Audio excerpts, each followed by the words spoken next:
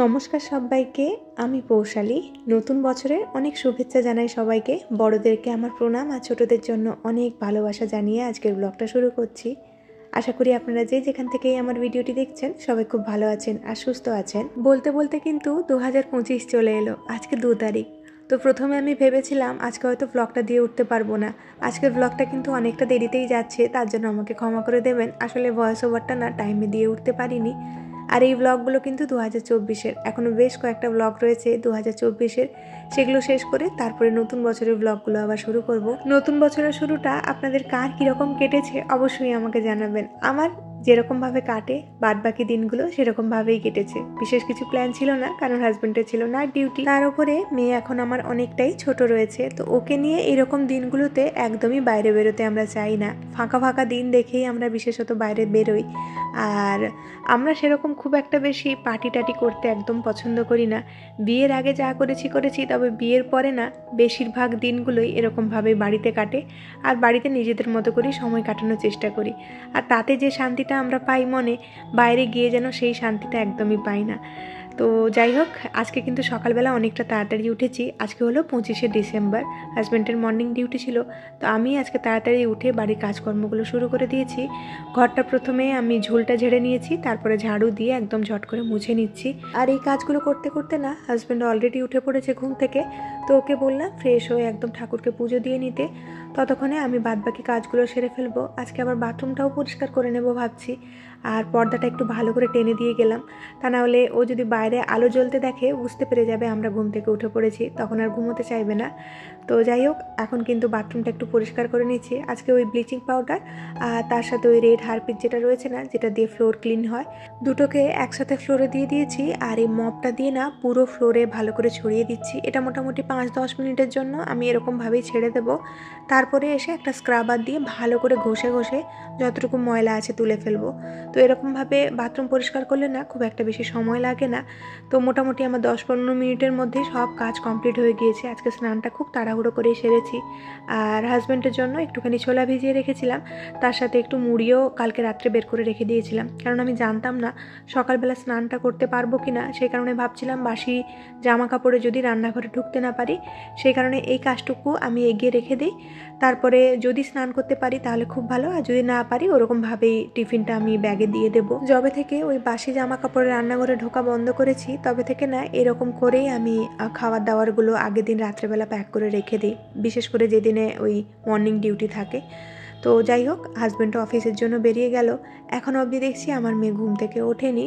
তো এইরকম দিনগুলো আমি বুঝে উঠতে পারি না কি করে নিজের সময়টা কাজে লাগাবো।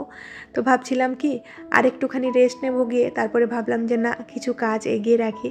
তো আমি তো ঠাকুর ঘরে আসিনি তখন, তো এখন এসে আমার নিজের কিছু কাজকর্ম থাকে সেগুলো সেরে নিচ্ছি। ভাবছি একটু পাঠটাও সেরে নেব। এই কিছু বছর আগে জীবনে এরকম একটা সময় কাটিয়েছি, যেই সময়ে আমি ঈশ্বরের কাছে যা চেয়েছি সব কিছুই পেয়েছি। একটা অন্য রকম জীবন আমার ছিল। আর সব কিছু দিয়ে ঈশ্বর আমার কাছে এটা প্রমাণ করেছেন যে আমি বাইরে যতই সুখ খুঁজে বেড়াই না কেন, যতই বাইরের জিনিসের প্রতি আকৃষ্ট হই না কেন, যতক্ষণ না অন্তর্মুখ হচ্ছি, যতক্ষণ না ঈশ্বরকে জীবনে পাচ্ছি, ততক্ষণ অবধি কিন্তু জীবনে সেই আসল সুখটা কখনোই অনুভূতি করতে পারবো না। তাই আপনার জীবনে যত টাকা পয়সা থাকুক না কেন, যত বড় বাড়ি গাড়ি থাকুক না কেন, দিনের শেষে দেখবেন আপনার মনের একটা কোণা খুব ভীষণভাবে খালি রয়ে গিয়েছে। আর এই খালি অংশটা একমাত্র ঈশ্বরই পূরণ করতে পারে। আর এই মনুষ্য জীবনে টাকা পয়সা এমনই একটা কঠিন মোহ, আপনি যতই ইনকাম করেন না কেন আপনার মনে কখনো সেই সন্তুষ্টিটা আসে না। আজ আপনি 20,000 টাকা ইনকাম করলে 2 মাস পরে আপনার মনই আপনাকে বলবে এটা খুব কম পড়ে যাচ্ছে, আরও বেশি ইনকাম করতে হবে। আর যখনই আপনি টাকা পয়সা ইনকাম করার পেছনে ছুটবেন, আপনার জীবনে কিছু না কিছু জিনিস হাতছাড়া হয়ে যাবে। এটা আমার মনে হয়, সম্পূর্ণ আমার নিজস্ব একটা বিশ্বাস এটা। তো যাই হোক, টাকা পয়সা তো সবাইকে ইনকাম করতে হবে, তার সাথে কিন্তু নিজের ভেতরের জিনিসগুলোর উপরে অনেক বেশি খেয়াল রাখতে হবে।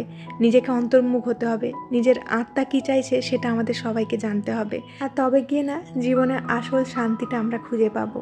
যাই হোক, আজকে সকালবেলা নিজের সাথে অনেকটা সময় কাটিয়েছি। একটুখানি গরম জল খেলাম, তার সাথে বারান্দার গাছগুলো একটু যত্ন নিলাম। আর এদিকে না সবজিগুলো কাটাকুটি করে একদম চাল টালগুলো ভিজিয়ে রেখে দিচ্ছি। এখনও মেয়ে ঘুমোচ্ছে, তাই ভাবছি একটুখানি গল্পের বই পড়বো আর ওর পাশে শুয়ে থাকবো। এখন রান্নাবান্নাটা শুরু করছি না। আর আজকে না ওয়েদারটা খুব মেঘলা ছিল, তো মেয়ে উঠেছে প্রায় 9টার দিকে, এখনও দেখছি মেঘলা ওয়েদার হয়ে আছে। আর আজকে সকালে উঠে না বিছানা ছাড়তে একদমই চাইছিল না। এই শীতটা পড়ে যাওয়ার পরে না বাচ্চা দেখছি সকালবেলা একদমই ঘুম থেকে উঠতে চাইছে না। অনেক কষ্ট করে ওকে উঠিয়েছি আর একটুখানি জানালাতে দাঁড় করিয়ে ওর মনটা একটু ভালো করেছি, ওকে ব্রাশ করে এখন আমি চলে এসেছি ভাতটা বসিয়ে দেবো। আর যেহেতু চালটা সকালবেলা ভিজিয়ে রেখেছিলাম, এই চালের জলটা তো একদমই ফেলা যায় না, তাই গাছের গোড়াতে ভালোভাবে দিয়ে দিচ্ছি। এই জলটা না আরও বেশি উপকারী, মানে চালকে আমরা যতক্ষণ ভিজিয়ে রাখতে পারবো সেই জল কিন্তু আরও বেশি উপকারী হয় গাছেদের জন্য। তো আজকে সকালবেলা মা মেয়ে দুজনে কী খাবো চিন্তা করতে করতে ভাবলাম একটু মুড়ি খাওয়া যাক। অনেক দিন ধরে মেয়ে মুড়িও খায়নি, আর কালকে রাত্রেবেলা ওর বাবার সাথে খুব খুশি হয়ে মুড়ি খাচ্ছিল। তো সেই কারণে ভাবলাম সকালে ব্রেকফাস্টে মা মেয়ে দুজনে একটু মুড়ি খেয়ে নেই। তো এখানটা শশা কুচি করে নিয়েছি, তার সাথে গাজর কুচি, আর এর মধ্যে একটুখানি চানাচুর, বাদাম আর একটু সর্ষের তেল দিচ্ছি, তার সাথে কাঁচা ছোলাও একটুখানি দিয়ে দিলাম। এই রকম করে না মুড়ি মাখা করে খেতে বেশ ভালো লাগে। যখন বাড়িতে সবাই মিলে একসাথে হতাম সকালবেলা ব্রেকফাস্টে এরকম মুড়ি মাখা করে খাওয়া হতো। আবার আমার বাড়ির দিকে না একটা দোকানের চপ খুব ভালো পাওয়া যায়, সেই চপ দিয়ে মুড়ি মেখে খেতে একদম যেন অমৃত লাগে। আবার যখন কলেজে পড়ার সময় হস্টেলে এসে থাকলাম তখন না একটা দিন বিকেলবেলা করে চপ দেয়া হতো আমাদেরকে, এত বড় বড় চপ এখনও আমার মনে আছে। তো 2-3টে রুম মিলে মোটামুটি 7-8 জন বসে আমরা এরকমভাবে মুড়ি মেখে খেতাম। একটা বড় খবরের কাগজ পেতে তার মধ্যে অনেকটা মুড়ি, সবার চপ, শশা, গাজর, পেঁয়াজ সব কিছু একসাথে মাখা হতো। তখন সব কিছুর দায়িত্ব আলাদা আলাদা মানুষের ছিল, তবে মুড়ি মাখার দায়িত্বটা কিন্তু আমার ছিল। কেউ হয়তো শশা কাটছে, কেউ হয়তো গাজর কাটছে বা সব কিছু রেডি করছে, আর সব কিছু একসাথে নিয়ে মাখামাখিটা সবসময় আমি করতাম। আর সবাই কিন্তু ওই মুড়ি মাখাটা খেতে খুব পছন্দ করতো। ওই সমস্ত দিনগুলো খুব মিস করি, তবে জীবনের একটা আলাদা অধ্যায় ছিল ওটা। তো আপনাদের কাদের কাদের মুড়ি খেতে ভালো লাগে বলবেন নিশ্চয়ই আমাকে। আমাদের কিন্তু জীবনের অনেক ভালো ভালো মুহূর্ত এই মুড়ি মাখার সাথে জড়িয়ে রয়েছে। তো যাই হোক, আজকে কিন্তু দুপুরে রান্নাটাও শুরু করে দিলাম। ভাতটা হয়ে গিয়েছে, ভাতটা ফ্যান গড়িয়ে এদিকে আমি লাউয়ের ঘন্টটাও করে ফেলেছি, তার সাথে এখন বসিয়েছি আলু আর কচু ভাজতে। তো এর মধ্যে একটুখানি পালং শাক দিয়ে দিচ্ছি, আলু, কচু আর পালং শাক দিয়ে একটা ঘন্ট বানাবো। ওপর থেকে ভাবছি পরে একটুখানি বড়ি দিয়ে দেবো, কারণ এই সমস্ত রান্নাগুলো তো আমি গোপালকে দেবো, আর ওই বড়ি টড়ি থাকলে না ওগুলো গোপালকে দিতে পারি না, কারণ আমার মা বাড়িতে কখন বড়ি বানায় বা কোনো আমিষ জায়গায় বানাচ্ছে কিনা, সেই কারণে বাড়িতে বানানো বড়ি বা বাইরের বড়ি না গোপালকে দিয়ে উঠতে পারি না। আর এই তো ওদিকে রান্নাটা বসিয়ে মেয়েকে এখন একটুখানি তেল মালিশ করে নিচ্ছি। প্রত্যেক দিনই কিন্তু এই তেল মালিশ কিংবা স্নান করানোর দায়িত্বটা ওর বাবার থাকে, তবে আজকে আমার হাতে অনেক দিন পরে তেল মালিশ খাচ্ছে তো একদমই মালিশ করাতে চাইছিল না। অনেক কষ্ট করে ওকে ধরে রেখে আমি মালিশ করাচ্ছিলাম। আর এই শীতের সময় না মেয়েকে আমি বেশিরভাগ সর্ষের তেলই মালিশ করিয়ে থাকি, তা না হলে তিল তেল দিয়ে থাকি। এগুলোতে শরীরে একটুখানি বেশি গরম বাড়ে আর শীতের সময় ঠান্ডা লাগতে দেয় না বাচ্চাদেরকে। যাদের মোটামুটি 1.5 বছরের নিচে বাচ্চা রয়েছে তাদের ক্ষেত্রে ওই জোয়ান দিয়ে ফোটানো সর্ষের তেল কিংবা রসুন দিয়ে ফোটানো সর্ষের তেল এগুলো মালিশ করলেও কিন্তু অনেক বেশি উপকার পাওয়া যায়। তো আগের বছর অবধি মেয়েকে আমি তাই করতাম, তবে এই বছরটা বন্ধ রেখেছি। তবে প্রত্যেক দিন না রাত্রেবেলা ঘুমানোর সময় বুকে আর পায়ের তলাতে একটু সর্ষের তেল মালিশ করে দিই, তাতে করে দেখছি অনেক বেশি রিলিফ পাওয়া গিয়েছে এই শীতটাতে। তো এখন অবধি তো সেরকমভাবে ঠান্ডা পড়েনি, তাই আর কি বলবো, এরপরে আরেকটু ঠান্ডা পড়বে, আরও সাবধান থাকতে হবে। তো যাই হোক, মেয়ে না নিজের থেকে আমাকে বলছে আজকে যে শাড়ি পরবো, গামছা দিয়ে আমাকে শাড়ি পরিয়ে দাও।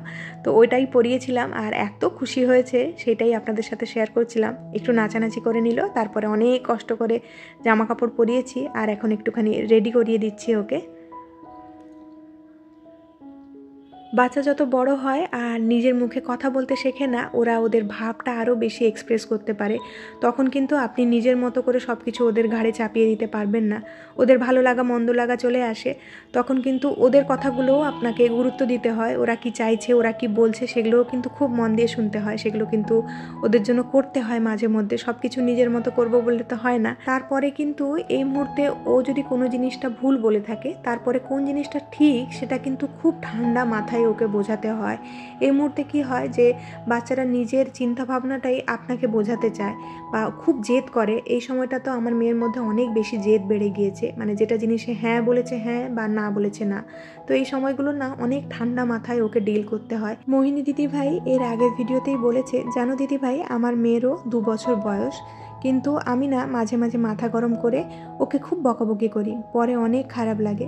তোমার ভিডিও দেখে নিজেকে বোঝাই তাও মাঝে মাঝে কিছু ফ্রাস্ট্রেশন ওর উপরেই মিটিয়ে ফেলি। জানো তো, এই জিনিসটা না নতুন মায়েদের মধ্যে খুবই স্বাভাবিক একটা জিনিস।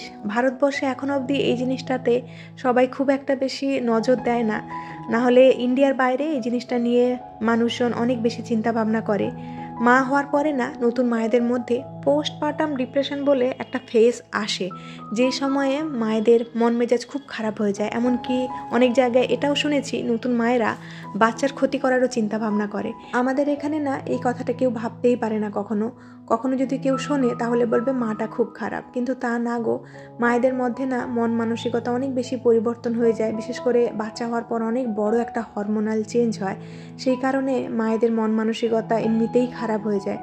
বাচ্চা এত কষ্ট করে জন্ম দেওয়ার পরে কোনো মাই চাইবে না কোনো বাচ্চার ক্ষতি করতে বা তাকে বকাবকি করতে। তো এইসব ক্ষেত্রে না আমাদেরকে সবার আগে নিজেদের মন মানসিকতাটা ঠিক করতে হবে, অনেক বেশি স্ট্রং হতে হবে আমি বলবো।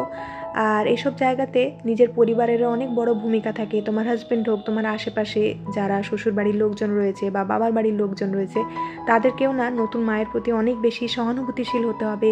তার কষ্টগুলো বুঝতে হবে, তার সাথে কথা বলতে হবে সে কী চাইছে। বা বাচ্চাটাকে কিছুক্ষণের জন্য মায়ের কাছ থেকে দূরে রেখে মাকে নিজের মতো করে সময় দিতে হবে। এগুলো তো কেউ করে না, কারণ আমাদের এই সমাজে এই জিনিসগুলো কেউ বোঝেও না। তো মা যখন নিজের হাতে বাচ্চাকে মানুষ করে, স্বাভাবিক ব্যাপার মায়ের মধ্যে একটা ফ্রাস্ট্রেশন, রাগ কাজ করে। সেগুলো তো বড় মানুষের ওপরে মারা বের করতে পারে না, সেটা কিন্তু চলে যায় ওই ছোট বাচ্চাটার ওপরে।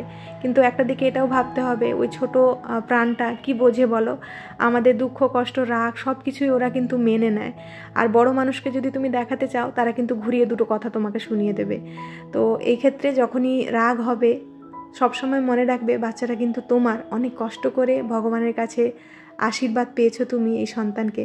তো যখন রাগ হবে কিছুক্ষণের জন্য ওর কাছ থেকে দূরে সরে যাবে বা ওকে দেখবে না, বা কিছুক্ষণের জন্য না চুপচাপ থাকবে। আমি বেশিরভাগ এটাই করি। যখন খুব রাগ হয় বা খুব মাথাটা খারাপ হয়ে যাচ্ছে, আমি একটা জায়গায় চুপ করে গিয়ে বসে যাই। তাতে করে কিছুক্ষণের মধ্যে আমার মাথাটা ঠান্ডা হয়, আর ওকে একটুখানি সময় দিয়ে ঠান্ডা করার চেষ্টা করি আর কি। তো এটা খুব স্বাভাবিক ব্যাপার, এই সময়টাও একদিন কেটে যাবে। মেয়ে একটুখানি বড় হয়ে গেলে দেখবে সব কিছু জিনিস খুব স্বাভাবিক হয়ে গিয়েছে। তো যাই হোক, আপনাদের সাথে অনেক কথা বললাম, তার সাথে কিন্তু অনেক কটা কাজ সেরে নিলাম। কিচেনেরও কয়েকটা ক্লিনিং ছিল, সেটা সেরে নিয়েছি। আর বাইরের বারান্দাটাও আজকে পরিষ্কার করে ফেললাম একটু। আর এখন এই যে ডালটা করে নিয়ে ভালো করে কিচেনটাকে ক্লিন করে ফেলছি। সুচিত্রাস লাইফস্টাইল আইডি থেকে এক দিদিভাই বলেছে, তুমি কখন ভিডিও আপলোড বা এডিটিং করো? দিদিভাই, আমি এটুকু বলতে চাই, আমার কিন্তু সেরকম নির্দিষ্ট কোনো সময় নেই। যেহেতু আমার ছোট্ট একটা বেবি রয়েছে, ওর ঘুমানোর পরে পরেই কিন্তু আমি ভিডিওটা বেশিরভাগ এডিটিং করার বা ভয়েস দেওয়ার চেষ্টা করি। দেখতেই তো পাও, আমি কিন্তু ঠিকঠাক টাইমে কখনোই ভিডিও দিয়ে উঠতে পারি না, যেহেতু এত ছোট বাচ্চাকে নিয়ে সব কিছু সামলাতে হয়। তো আমি মোটামুটি ওই রাতের দিকেই বেশিরভাগ এই সমস্ত কাজগুলো করার চেষ্টা করি। আশা করি তোমার প্রশ্নের উত্তরটা আমি দিতে পেরেছি। আর এই তো এখন কিন্তু সন্ধে হয়ে গিয়েছে, তার সাথে আমার বার্থডের কয়েকটা গিফট এসেছে। আমার বোন না আমাকে কয়েকটা জিনিস পাঠিয়েছে। এখানটা একটা লিপস্টিক এসেছে মেবিলিনের, এই শেডটা আমার এত ভালো লেগেছে। আর তার সাথে এই হেয়ার সিরাম আর একটা কাজল দিয়েছে। আর যেহেতু এটা আমার জন্য একদম সারপ্রাইজ ছিল, আমি ভেবেছিলাম আর কিছুই নেই। প্যাকেটটা ফেলার সময় দেখলাম এর ভেতর থেকে আরও দুটো জিনিস বেরিয়েছে। এটা হচ্ছে এই লরিয়ালের একটা হেয়ার সিরাম, তো স্যাম্পল কপি হিসেবেই পাঠিয়েছে। আর এটা ব্যবহার করার পরে আমার এত ভালো লেগেছে, আপনারা চাইলেও কিন্তু এটা ব্যবহার করতে পারেন। খুবই ভালো একটা প্রোডাক্ট। আমার তো আশাই ছিল না এটা এত ভালো হতে পারে। চুলে দেওয়ার পরে চুলটা এত স্মুথ হয়ে গিয়েছিল, মনে হচ্ছিল যেন আমার চুলে না আমি অন্য কারোর চুলে হাত দিচ্ছি। তো যাই হোক, এত কিছু জিনিস পেয়ে আজকের দিনটা আমার খুব ভালো হয়ে গেল। তো বোনকে অনেক ধন্যবাদ জানাই এত সুন্দর জিনিসগুলো পাঠানোর জন্য। আর আজকে সন্ধ্যাবেলা কিচ্ছু খেতে ইচ্ছে করছিল না, সেই কারণে ভাবলাম অনেক দিন ধরে না একটু হট চকলেট খেতে আমার ইচ্ছে করছিল, সেই জন্য একটু হট চকলেট বানিয়ে নিচ্ছি। এখানটা একটু দুধ নিয়ে ভালো করে গরম করে নিয়েছি, আর একটুখানি দুধ বের করে তার মধ্যে মোটামুটি 2 চামচ মতো কর্নফ্লাওয়ার দিয়েছি। আর এখানটা একটু কোকো পাউডার আর চিনি দিয়ে দুধটাকে ভালো করে ফুটিয়ে নিচ্ছি। 1 ফুট মতো চলে এলে এর মধ্যে একটুখানি ডেয়ারি মিল্ক দিয়ে দেবো। সেটা ভালো করে গলে গেলে ওই দুধের মধ্যে যে কর্নফ্লাওয়ারটা দেওয়া আছে সেইটা অল্প অল্প করে দিয়ে এটাকে একদম গাঢ় করে নেব। মানে মোটামুটি যেরকম কনসিস্টেন্সি আপনার খেতে ভালো লাগে সেরকম করে নিতে পারেন। আর 10 মিনিটের মধ্যেই মোটামুটি এই হট চকলেট একদম রেডি হয়ে যায়। শীতের সময় খেতে খুবই ভালো লাগে। আপনারা চাইলেও কিন্তু বাড়িতে একবার ট্রাই করে দেখতে পারেন। আর এর সাথে কিন্তু কালকের ভিডিওতে কয়েকজন মিষ্টি মিষ্টি দিদিভাইয়ের নামগুলোও নিয়ে নেব।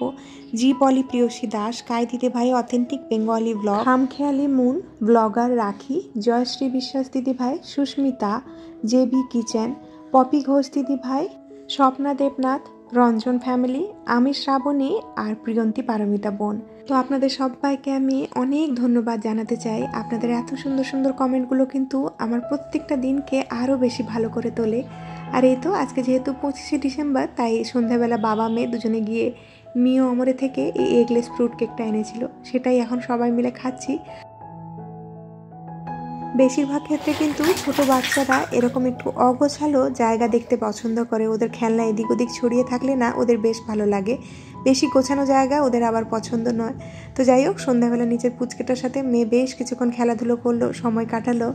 আর চলুন তাহলে আজকের মতো ভিডিওটা এখানেই শেষ করছি। খুব শিগগিরই দেখা হচ্ছে নেক্সট আরেকটি ব্লগে। ততক্ষণের জন্য সবাই খুব ভালো থাকবেন, সবাইকে খুব ভালো রাখবেন আর নিজের যত্ন রাখবেন। তাহলে আজকের মতো টাটা।